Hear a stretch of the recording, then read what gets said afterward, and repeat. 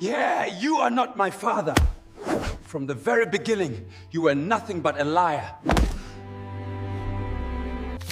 You didn't take me in out of kindness. You did it to bury a secret, didn't you? Kendi, you don't understand. Shut up! I want you to pause for a moment, because the story you're about to hear is not just about an abandoned child. It's a lesson for all of us. Not everyone who's rescued knows how to be grateful. And sometimes the cruel words of adults can plant a shadow in a child's heart that lasts a lifetime. If you're watching this video, please listen until the very end, because every second carries a truth that will make you rethink love, gratitude, and even betrayal. And if you enjoy meaningful stories like this, don't forget to subscribe to the channel, so each day we can walk through another emotional journey together. Now, let me tell you the story of Kendi the child picked up from the streets, and the torn bracelet that changed his entire life. When a shattered bracelet becomes the key that unlocks betrayal, a life will change course. The Accra rain poured down as if the sky itself had erupted in fury. Lightning slashed across the city, illuminating rusted tin rooftops, flooded streets, and the hurried footsteps of people desperately searching for shelter. Yet in the middle of that chaos, billionaire Chima Okoro's sleek black car rolled slowly across the Independence Bridge, like a silent shadow cutting through the storm. Chima had never liked nights like this. They reminded him of his poor childhood in Ho nights when he huddled under a leaking roof, praying the storm wouldn't sweep his mother away. Now, he was one of the richest men in Ghana. But that lonely memory still followed him everywhere, like an unshakable shadow. As the car approached Kwame Nkrumah Road, Chima signaled for the driver to slow down. "Sir, everything all right?" the driver asked. Chima didn't answer immediately. His eyes were locked onto a strange shape lying near the edge of the road. A small figure, too small to be an adult, too still to be someone simply hiding from the rain. "Stop the car." The door opened. The rain instantly whipped against his face, cold like needles. Chima hurried toward the soaked bundle of clothes and bent down. It was a little boy, no more than 3 years old, shivering violently, his breath faint, barely there. On the child's tiny wrist was a cracked bracelet crudely engraved with 2 letters, AK in Accra. Abandoned children were not uncommon, but something about this boy made Chima's chest tighten. Maybe it was the way he curled into himself, as if trying to protect whatever little warmth he had left. Or maybe it was his purple lip still moving faintly, like he was calling out to someone in despair. Chima gently touched the child's shoulder, and at that exact moment, the tiny hand shot up and grabbed onto his collar. Not hard, but enough to make Chima freeze as if the boy had just clung to his last hope. The storm hammered against Chima's back, but he no longer felt it. His own childhood rushed back, the night his father left and never returned. The night he wanted to call out to someone, but only the rain answered. No, he could not abandon this child. "What's your name?" he whispered, knowing the boy couldn't respond. The little eyes opened slightly, clouded with rain, but for a brief moment, Chima saw a faint spark still alive inside them. "Get him into the car," he ordered. People sheltering nearby watched silently, but no one interfered. In this city, the wealthy usually avoided trouble, but Chima didn't care. He lifted the boy into his arms like a piece of fragile glass, the child's cold skin like steel. Inside the car, he covered the boy with a blanket. The driver turned worried. "Sir, should we take him to a hospital?" "No," Chima said immediately. "Take him to my house. Call the doctor there." "But I said, take him home." His voice was sharp as cut steel, leaving no room for debate. The boy whimpered softly, his tiny hand still holding on to Chima's shirt, as if letting go meant sinking into darkness. Chima glanced down, noticing the cracked bracelet peeking from under the blanket. Okay, he murmured. Whoever abandoned you. From now on, you won't be alone. The car turned into the road leading to Teshi Nungua. Outside, the storm raged wildly. But inside, Chima felt something strange, like fate had placed this child in his path for a reason he wasn't yet meant to understand. When they reached the mansion, Chima carried the boy out of the car.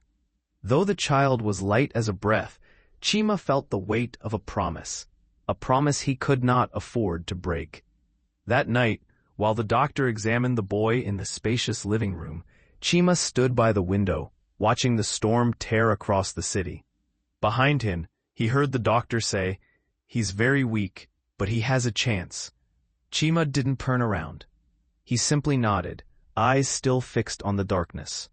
A boy with a broken bracelet, a life without a name, a future suddenly tied to his own. He will live. Chima's voice was low, steady, and from today his name will be Kendi. He had no idea that this decision would change the course of his entire life. No idea that the child he pulled from the rain would one day become the person who hurt him most. But that night, under the thunder and flashing lights, Chima knew only one thing.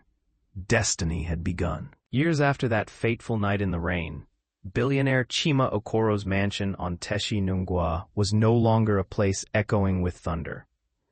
It had become a home filled with the laughter of a little boy named Kendi. The child Chima had picked up from the roadside with a cracked bracelet on his wrist. Kendi grew like a young seed, watered by the heart of a man who had tasted loneliness all his life. Chima sent him to the best schools, hired piano tutors, swimming coaches, martial arts instructors, teaching him not just skills, but how to see the world with compassion. Everyone in Accra knew about the billionaire who rarely smiled, yet smiled every time that boy ran up to hug him. Every evening, when business affairs were shut away behind the office door, Chima would spread a warm fur blanket across the sofa and pull Kendi into his arms, as if he were the one treasure he could never afford to lose. Sometimes he would gaze deep into the boy's dark eyes, the same eyes he saw on the night he found him. Eyes that squeezed his heart. "You weren't abandoned, Kendi," Chima often said, his large hand resting on the boy's soft hair. "You were chosen." And the boy believed him, believed with all his young heart, believed that the Accra storms would never sweep him away again. But the father's genuine love, exactly what others in the mansion couldn't stand. Cold eyes started appearing behind Kendi's back. Whispered words slid through the long marble hallways like silent blades. Picked off the street, still street trash. The billionaire spoils him too much. Just wait. He'll bite back one day. A child with no real roots. Bringing him in will only bring trouble. Distant relatives who visited eyed him with a disdain he couldn't understand but could feel. Whenever inheritance came up, their glances darted toward Kendi, looks filled with fear and contempt. One night when he was 8, Kendi accidentally overheard 2 housekeepers talking in the kitchen. He had only gone downstairs to sneak a glass of milk, but his steps froze when he heard a voice as cold as the tiled floor. He'll turn on them eventually. Children always reflect where they came from. The other laughed. He's probably just waiting for Chima to get old so he can take everything. The glass of milk slipped from Kendi's hands and shattered on the floor. White foam splashed onto his little slippers. The 2 housekeepers jumped and turned around. But Kendi simply stood there silent as a shadow, eyes trembling as if about to spill over. He didn't cry, but the first crack had formed. Minutes later, when Chima walked into the kitchen, he found Kendi frozen in front of the spilled milk. He knelt down and placed a hand on the boy's shoulder. "Kendi, what happened?" The child shook his head slightly. "Nothing, Dad." His voice was so small, as if one stronger breath might shatter him completely. Chima pulled him close. "No one is allowed to hurt you here. Do you understand?" But Kendi kept staring at the floor like he wanted to believe. But a grain of doubt had already slipped into his heart. That night, lying in bed, Kendi lifted his left wrist. The bracelet with AK was still there, the only thing left of his blurry past. He pressed it to his chest. Why do they hate me? What did I do wrong? The rain began outside, soft, but enough to drag him back to the memory of Chima lifting him from the storm. He remembered the warm hand, the steady breath that pulled him out of darkness. Without Chima, he wouldn't exist. Kendi closed his eyes, trying to shake off the venomous words from earlier. But children, no matter how strong they try to be, are still children.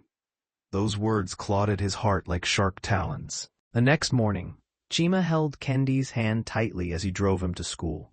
"Don't listen to anyone except me," he said. "This world is full of people who envy what they can't have." Kendi looked up and saw not just protection in Chima's eyes, but fear. The fear of losing him. The same fear born from the losses of Chima's past. Another day, when distant relatives came to discuss business, an older man made a remark that drained all warmth from the room.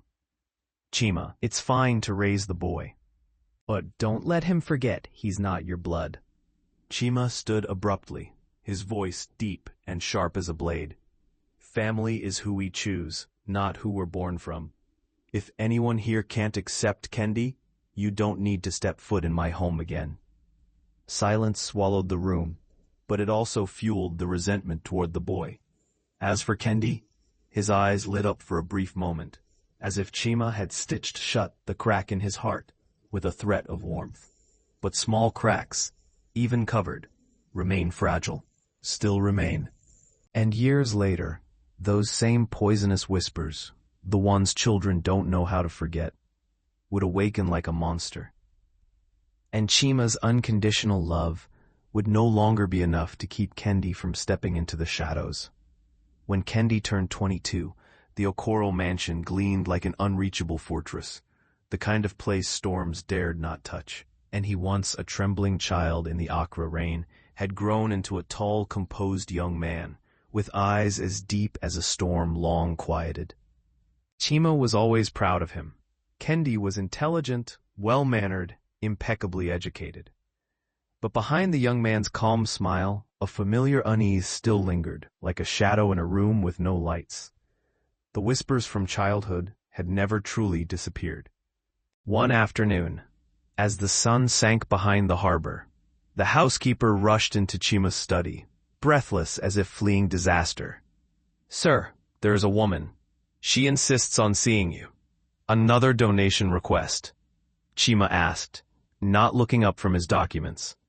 "No, sir," the housekeeper hesitated. "She says she knows about the bracelet." That made Chima lift his head very slowly.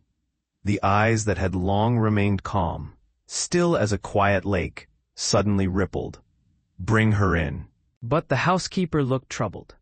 "Sir, her clothes are torn, covered in mud. She looks like she walked for miles." Chima raised a brow. Then all the more reason to see her. The gates opened and a frail woman stepped inside. She was small, thin, her entire body trembling like a reed in the ocean wind. Her hair was tangled, her face gaunt from sun and hardship, her eyes swollen red from sleepless nights. She clutched something tightly in her hands, a piece of old cloth wrapped around a cracked bracelet. The same bracelet Kendi had held on to all his life. The moment she saw Chima, she collapsed to her knees at the doorway, her shoulders shaking uncontrollably. "Sir, please forgive me. This bracelet, it belonged to my child. 2 years ago." Her voice broke as though it carried a lifetime's worth of shame. Chima froze. 22 years. The bracelet. A child abandoned on the roadside. He couldn't speak for several seconds. He only watched the woman crying, her calloused hands gripping the bracelet like it was the last piece of her soul. You're saying your child wore this?" Chima asked, trying to keep his voice steady. The woman nodded. "My name is Iffy," and she began to tell her story. Not the story of a mother, but of a woman pushed to the edge of despair. She spoke of a husband who gambled, who beat her, who abandoned her while she was pregnant. She spoke of harsh, superstitious relatives, people who called her a burden and considered the unborn child a curse. She spoke of giving birth alone in a torn shack while a storm raged above her head. Then her voice shattered as she reached the part she feared most. I couldn't feed him. I had nothing. No milk, no home. They told me if I didn't leave him, I would die too. I placed him by the road. I thought someone kind would find him. Her grip on the bracelet tightened, as if she wished she could choke herself with it. Chima let out a long, exhausted breath. He wasn't angry, only filled with a deep sorrow, one that seemed to drop endlessly. But behind the railing on the second floor, Kendi stood frozen. He had heard everything. The foundation of his 22-year-old heart, a foundation built around one sentence. You were not abandoned. You were chosen. Began to tremble. He wanted to run downstairs to demand answers. Why did you leave me? Why now? Why is my bracelet in your hands? But his legs refused to move. He stood there, gripping the railing, until his nails dug into his skin. Then he heard the next part, the part that made his pulse thunder painfully. You came here, Chima said quietly, because you want to see your son. Iffy's face twisted, but there was no glow of maternal love in her eyes, none of the warmth seen in movies, only calculation. And in a moment that didn't seem intentional, her tongue slipped. I heard that he is the son of billionaire Chima. My relative said, I should come to claim what is mine. The room grew cold as if someone had opened a door and let a storm sweep in. Chima rose to his feet slowly, but his expression hardened like steel. So you did not come for your child. Iffy said nothing, and her silence was more brutal than any confession. Upstairs, Kendi stepped back one step, then another. Each step felt like stepping on shattered glass. His chest tightened until breathing hurt. That woman, the one who shared his blood, had not come to hold him, not to apologize, not to search for the son she lost, but to claim money. His entire world, protected so carefully by Chima for 22 years, began to tilt violently. Kendi turned away and walked without knowing where he was going. He only knew that inside his chest an old crack had burst open, widening into a chasm, swallowing every breath. Downstairs, Chima spoke a single sentence that silenced the room. If you came here for money, then you should leave my house immediately. But Iffy didn't stand. She cried as if she were trading away her own soul. Outside, the sky opened up. Rain fell again, another stormy night, and fate once more began to shift. Only this time, no one knew how dark the path ahead would become. For 22 years, Kendi's heart had belonged to one person. Chima, the man who had pulled him out of darkness, taught him how to stand tall, how to love, how to believe in kindness.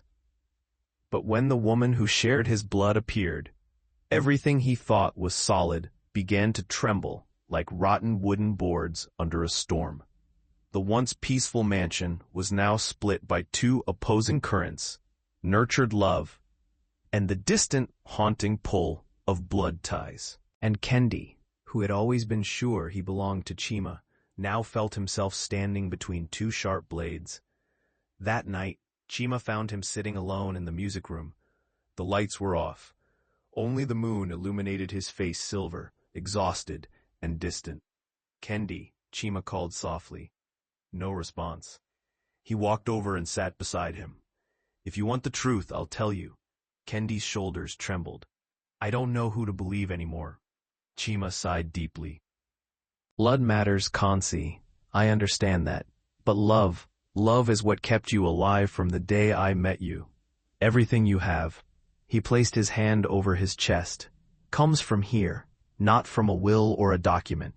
Kendi clenched his fists. But my mother said I have nothing. That I'm just a freeloader in this house.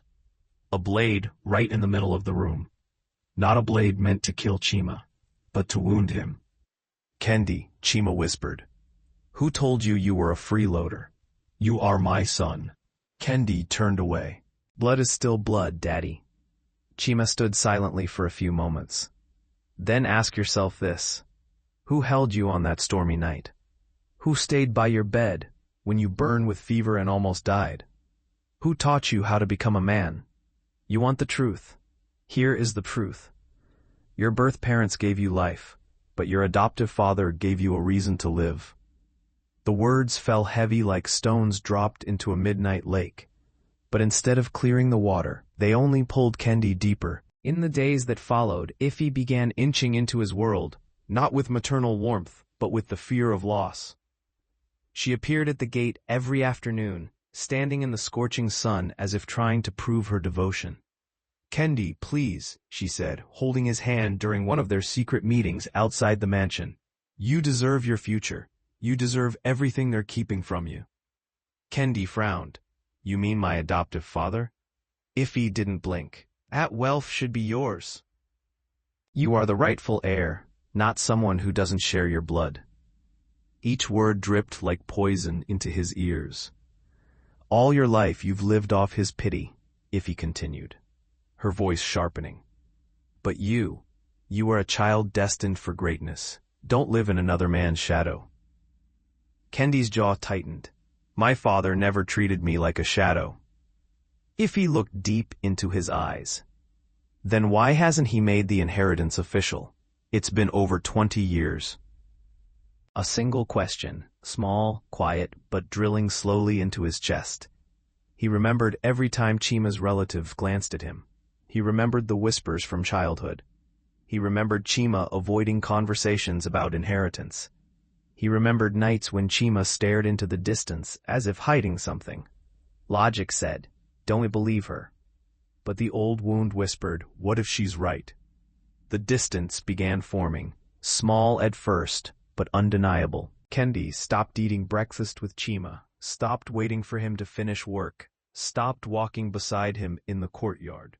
The same hands that once clutched his shirt in the rain now let go completely. Chima felt everything slipping through his fingers like sand. He called, but Kendi didn't turn back. He spoke, but Kendi stayed silent. He reached out, but the boy hesitated, and what Chima feared most finally happened. One evening, when he entered his study, the inheritance documents he had hidden away were opened on the table. Kendi stood there, his eyes no longer the eyes of a boy who loved him, but of a man fighting himself. "Is it true you weren't going to give it to me?" Kendi's voice cracked. Chima stepped forward, placing a hand on his shoulder, but Kendi stepped back. That moment sliced through Chima's heart like a blade. "Kendi," Chima said gently, fighting for calm. "I just wanted you to be more mature. I wanted you to understand the weight of it. I wanted you to be ready. Ready." Kendi let out a bitter laugh. "Or were you waiting for your real blood to return?" Chima froze. And at that very moment, rain began tapping against the window. That familiar sound. The sound of the night destiny first brought them together. But this time, instead of pulling them closer, the rain was pushing them apart, like two river banks about to crack. Outside, hidden in the shadows, Iffy stood by the gate, staring at the glowing mansion. "Yes, my son," she whispered. "Take back what's yours." And for the first time in his life, Kendi wondered if she was right. That maybe everything Chima had given him was only temporary. That maybe love, no matter how deep, couldn't stand against the lure of blood. The crack was no longer a crack. It was spreading. And no one knew if any love in the world could heal it again. The humid Accra night felt like a suffocating trap. Distant engines growled like the restless breathing of a city that never slept. In a shabby rented room in a Jano, a dim yellow bulb cast shadows on the faces of 3 people huddled around a wobbly wooden table. Iffy and 2 of her relatives, Jidi and Mama Tolu. On the table lay a messy stack of documents, old newspapers, and a rough hand-drawn plan scribbled in blue ink like a verdict waiting to be signed. In the corner of the room, Kendi stood silent, his hands in his pockets, his face darkened like a man standing at a crossroads, with no way out. Ify spoke first, her voice, but loaded with determination. We cannot wait any longer. He is your son. That wealth should have been his from the beginning. Mama Tolu nodded sharply. If we delay, Chima will transfer everything to someone else. The Okoro family never truly accepts outsiders. Jide leaned forward, lowering his voice as his eyes flipped toward Kendi. We need a plan, a smart one and a firm one. Kendi frowned. He had never imagined standing against Chima. But Chima's silence about his real mother, the years of unanswered questions, had planted a seed of doubt he couldn't pull out. Ify rested her calloused hand on his, her voice low but sharp as a needle. You were not abandoned, you were hidden. Chima didn't want you to know your real mother was alive. He didn't want you returning to your true family. Kendi swallowed. But he raised me. Raised you for what? Mama Tolu cut in. Who knows what he's hiding? A man with that much money and power? Who dares question his motives? No one noticed the slight glaze over Kendi's eyes. Part of him wanted to scream that they were wrong. But the other part, the part shaped by old wounds, was bleeding. Jide pulled out a stack of papers. Here's the plan. He slammed each point on the table like dropping blades. One forced Chima to sign over the properties. You need to make him feel guilty. Jade said, you are the blood heir. You have every right to demand what is yours. Kendi clenched his fist. I don't want him hurt. Hurt. Mama Tolu laughed. Claiming your birthright is hurting him. 2. Create a scandal. Accuse him of child misconduct. The room darkened instantly. No. Kendi's voice cut through the air like ice. That's too far. Ify held his gaze. Nothing is too far when you're fighting for your future. You think a billionaire like him got to the top by being soft? Kendi felt his throat tighten. Ify continued, each word pounding into him. We won't actually do anything, just a rumor. A rumor is enough to ruin his reputation, his shares, everything. Jide leaned closer, eyes gleaming. The scandal will weaken him. Then you become the only person he can lean on. Kendi swallowed hard, the words scraping down his throat like thorns. 3. Legal entrapment. Strip him of guardianship. Jide explained, his tone slick and confident, like someone used to bending the law. We'll claim he kept you unlawfully. Think about it. He adopted you without the mother's consent. Legally, you were kidnapped. The word exploded in Kendi's mind. No. He shot up from his seat. He saved me. Ify grabbed his wrist, her voice trembling with conviction. Saved you, or kept you because you were something he found. Think, Kendi, if he truly loved you, why didn't he tell you your mother was alive? Why hide you from her for 22 years? The question sliced into his chest like a twisting blade. He remembered Chima's face whenever he mentioned his biological mother. The "you'll understand someday" lines, the long silences, heavy like moos. Had his adoptive father been hiding him? Had he kept him close out of love, or out of fear, or out of ownership? A dark sprout, small but alive, took root in his heart. Kendi sank back into the chair, breathing hard. I don't want to hurt him. Jide leaned in, whispering like pouring poison directly into his ear. You're not hurting him. You are reclaiming what was yours from birth, Ify added softly. You are not some lucky orphan. You are a child of destiny. And a child of destiny does not live under any man's shadow. Kendi lifted his head, eyes wet but hardening. Mama Tolu delivered the final blow. If he truly loves you, he'll hand over everything without hesitation. Everything. A cruel, absurd demand. But in Kendi's spiraling mind, it suddenly sounded reasonable. Hate didn't need to be large. Just a crack, and Ify knew exactly where to press. That night, returning to the mansion, Kendi stood at Chima's door for a long time. Beneath his feet was the soft rug Chima once bought because Kendi had said, "Walking barefoot is cold." This house held every memory, every moment of love. But in his head, Biffy's voice echoed. He hid you. He feared losing you. He didn't want you to know the truth. You're nothing without that inheritance. Kendi felt a sharp pain in his chest. Not because he hated Chima, but because he wanted to believe him and couldn't. He entered the study and opened Chima's steel safe.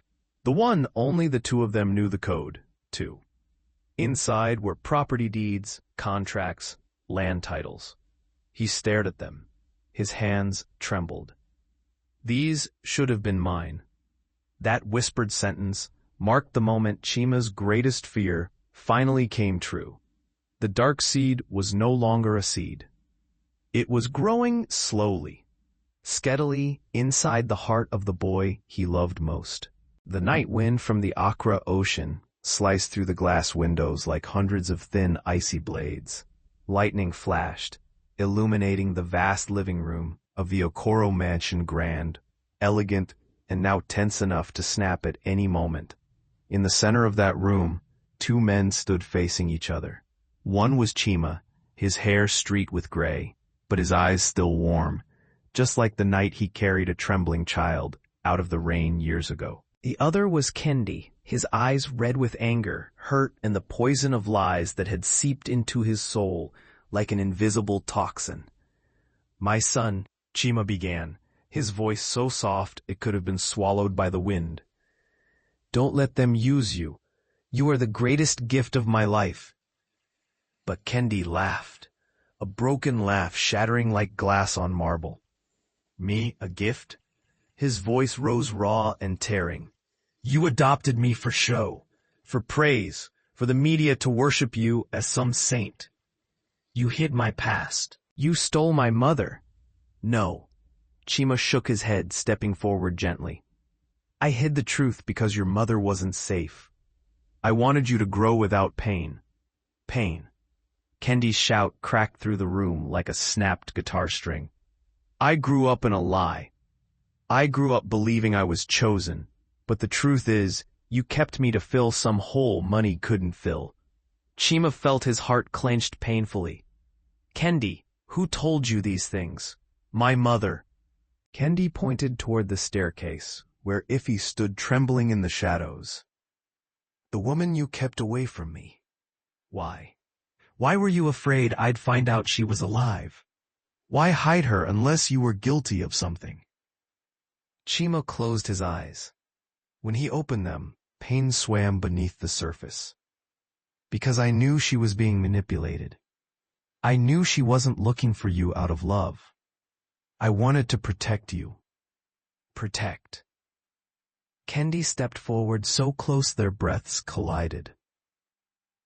"Or keep me beside you, so you could look like a good man." Rain slammed against the windows like a beast trying to break in. Lightning flashed again, illuminating Chima's face, calm, but filled with a silent grief. He reached out, wanting to touch his son's shoulder. "Kendi, please don't let hatred blind you. I raised you with everything I had. I didn't love you out of duty. I loved you because—" But he didn't finish. Kendi slapped his hand away and screamed like a trapped animal. "And Chima, I don't believe you anymore. I don't believe anything you say." Chima stepped back, then stepped forward again, refusing to give up. "Kendi, you are my son. Even if we don't share blood, my heart belongs to you." Those words should have dissolved the storm inside Kendi. But the poison had been planted too deep.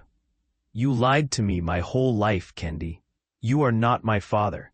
Kendi lunged forward, pushing him hard in the chest. Just one push, but one push from the child he loved most. Chima didn't expect it. In a split second, his foot slipped on the edge of the rug. His body pitched backward. His hands grasped that air, reaching desperately the same way Kendi once reached for him in the rain. "Dad." The word escaped Kendi's lips, but too late. Chima crashed down the marble staircase. A sickening thud echoed like the house itself, splitting in two. His head hit the edge of a step. Blood seeped out, drop by drop, like time itself was leaking away.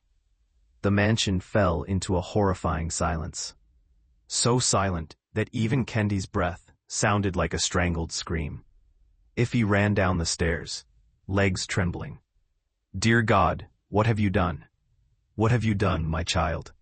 But Kendi couldn't hear her. His ears rang. The world narrowed to the bleeding man lying on the cold stone floor. Kendi dropped to his knees beside him. Blood pulled out from Chima's head like a crimson flower blooming across the tiles. His eyes were still open, the last light of a father being stolen away. Chima's trembling hand lifted, not to save himself, but to find Kendi. Kendi grabbed it, shaking uncontrollably, tears choking his words. "Dad, don't. Don't. Please don't." Chima tried to smile. Even with blood spilling, even with breath fading, his eyes held only one thing: love. His voice was a whisper thin as a breeze brushing the ear. "I still love you." A tear slipped from Chima's eye, not from the pain of his injury, but because he knew that push wasn't from an evil heart. It was from a wounded child, broken by lies he hadn't have been strong enough to shield him from. Then Chima's eyelids closed, and at that moment, Kendi saw his entire world. The world built from love, hope, rescue, collapse in the palms of his own hands. Outside, the rain kept falling. Falling like the first night they met. But this time, there was no one left strong enough to shelter the other. The vast living room fell into a silence so heavy it felt alive. Only the rain outside hammered violently against the glass, as if the sky itself was grieving for the tragedy that had just unfolded. Kendi knelt at the foot of the staircase where Chima's body lay motionless, his breath so faint it seemed a single breeze could extinguish it.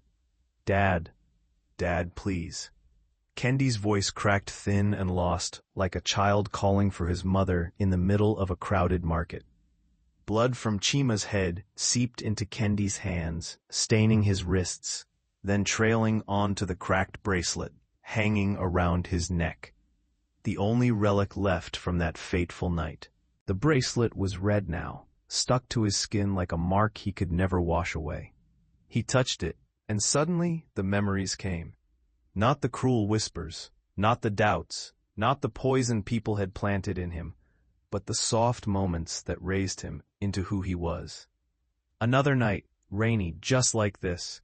When he was shaking with fever, Chima stayed awake all night, holding him against his chest, placing warm towels on his forehead, whispering, "You'll be okay, Kendi. Daddy's here." His first day of school, he had been too scared to leave the car. Chima took his hand warm and steady, leading him through the schoolyard. "Keep your head up. You belong in this world, just like every other child." Another afternoon, when his sneaker tore, he feared Chima would be upset. But Chima simply laughed, knelt down, and stitched it himself, saying, "It's not the new things that matter. It's the feet wearing them."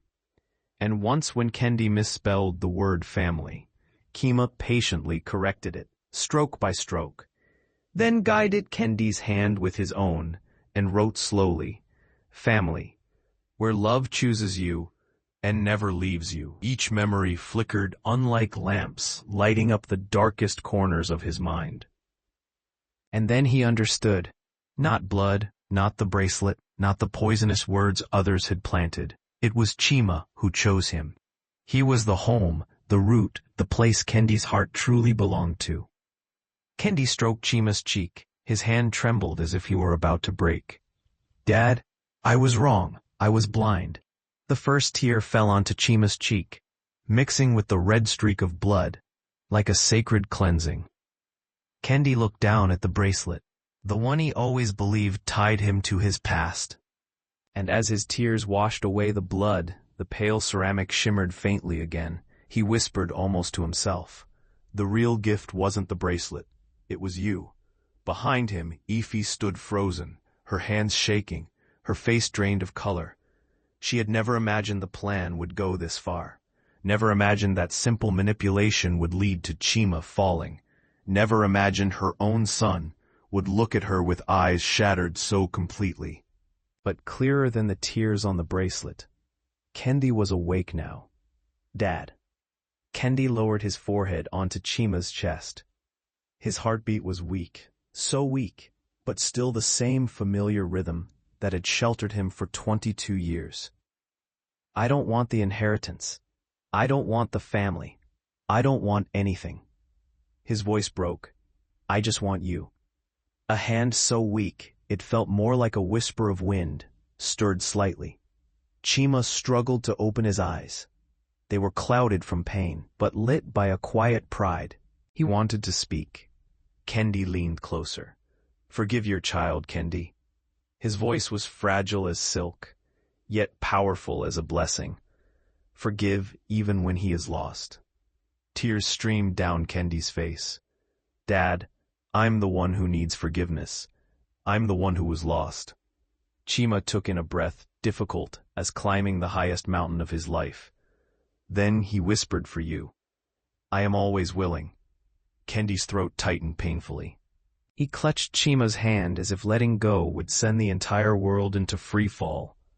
Dad, please don't leave me. The rain still fell outside, but this time its sound wasn't cold. It sounded like the whisper of the night they first met. The night fake placed him in the arms of a stranger with a heart as wide as the ocean. Now beside Chima's bloodied body, Kendi finally understood what the man had spent a lifetime trying to teach him. Blood does not make a father. Love does. He held Chima and sobbed like the abandoned child he once was. And each tear that fell onto the cracked bracelet washed away another layer of darkness from his heart. In this house, once filled with lies and division, a single truth began to shine. So powerful, it tore through every shadow, every bitterness, every scheme. Kendi had awakened. But in doing so, he may have just lost the only person who ever loved him with an entire lifetime. The steady beeping of the heart monitor echoed through the stark white hospital room, each beep pulling Kendi back from the abyss he had thrown himself into. Chima lay there pale, still but alive, still alive. The doctor said he woke after 7 hours in a coma, 7 hours longer than a lifetime. Kendi hadn't left his side once. His fingers were interlaced, trembling like a child terrified of being abandoned again. The door opened softly, and Chima's weak eyes fluttered open. Kendi. His voice was barely a breeze, yet to Kendi it was the warmest sound in the world. Kendi shot up and clasped his father's cold, dead-like hand. I'm here. I'm right here. Chima looked at him with aged, tender eyes. I'm sorry for not telling you sooner. I wanted to wait until you were ready to handle everything. I wanted you to grow without the weight of shame or anger from the past. Dad, Kendi's throat tightened. Chima closed his eyes and a tear, something rarer than diamonds, slipped out. But one thing I never once believed was that you weren't my son. Kendi's heart clenched painfully. Every lie, every wound, every doubt melted into nothing with that single sentence. He reached for the small cracked bracelet he had always kept, now stained with Chima's blood for the last time. Kendi placed it gently in Chima's palm. You found me. His voice wavered, but its conviction was unshakable. Now it's my turn to protect you. Chima looked at the bracelet, the symbol of fate, love, pain, and salvation, and closed his fingers around it, as if holding his entire life. News of Chima's accident spread like wildfire. Those who had once stood behind Iffy vanished like rats fleeing a sinking ship. But Kendi didn't let them get far. Not with violence, not with revenge, but with justice. Jidi and Mama Tolu were investigated by the police for blackmail, defamation, and fraud. Every poisonous rumor was crushed one by one. No one dared exploit the Okoro for name again, because the boy they thought was the weakest link was now the iron wall protecting his family. Iffy was a different story. She stood outside the hospital gates, day after day, a torn scarf over her head, eyes swollen with regret. And one afternoon, when the Accra sun turned a blazing orange, she collapsed at Kendi's feet. "Kendi, I'm sorry." She wept as if her soul were leaking out with every sob. "I was wrong. I listened to evil people. I hurt you. I hurt the man who saved you. I don't deserve forgiveness." Kendi stared at her for a long moment. In her eyes, he no longer saw calculation, only broken remorse. He bent down and helped her to her feet. "I forgive you, but from today, no one is allowed to hurt my father. No one enters my family with bad intentions." Iffy burst into tears like a sudden summer rain. She wasn't allowed near. She wasn't embraced. But forgiveness was the greatest gift she could receive. A week later, once Chima had recovered enough, Kendi walked into a small local craftsman's workshop. "What would you like repaired?" the old craftsman asked. Kendi placed the cracked bracelet on the table. Something very old but very important. The craftsman lifted it with 2 fingers. "This crack is deep. Do you want a new bracelet instead?" Kendi shook his head. "No, I want it mended, exactly as it is." The craftsman frowned gently. "Are you sure? The repair line will be visible." Kendi smiled softly. "I want it to be visible." When the bracelet was finally repaired, Kendi returned to the hospital. Chima sat by the window, the golden sunset casting a glow on his face, making his silver hair shine like mist. Kendi handed him the bracelet. It was whole again, but the mended line gleamed clearly like a healed scar. "See, Dad?" Kendi said, his voice as gentle as the breeze. "The bracelet broke, but our bond never did." Chima clutched the bracelet, his eyes shimmering like he had just been handed the greatest treasure of his life. "Kendi, you are the light of my life." Kendi sat beside him, resting his head on his shoulder like the child he once was. Outside, the last rain of the season fell softly. Not storms, not thunder, just the tender sound of something more enduring than any tempest that had ever swept through. Accra, a father's love, shattered, wounded, but now whole again. And the bracelet was no longer just a memory. It was a symbol of a love that survived lies, doubt, and darkness. A love reforged with truth, with tears, and with forgiveness.